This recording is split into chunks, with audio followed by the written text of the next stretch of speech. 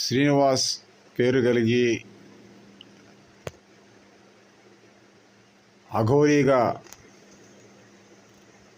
తనను తాను వ్యక్తపరుచుకున్న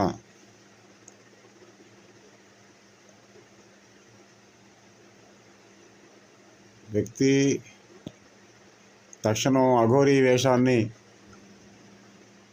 విడనాడాలని కోరడమైనది. అఘోరీ వేషధారణ వేసుకుని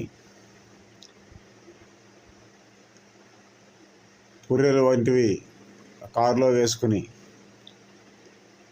దేవాలయాల్లో ప్రత్యేక దర్శనాలు కావాలని డిమాండ్ చేసి తిరిగి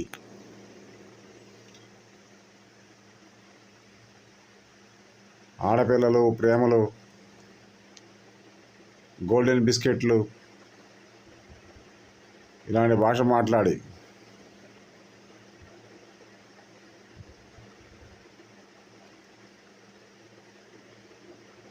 మనోభావాలకు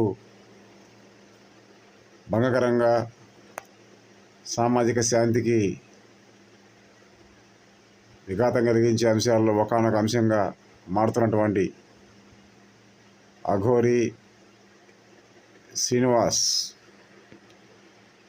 ఆ వేషధారణ వీడాలని కోరడమైంది. కమ్యూనిస్ట్ ఇండియా వర్ధిల్లేను, కమ్యూనిస్ట్ విప్లవం వర్ధిల్లేను.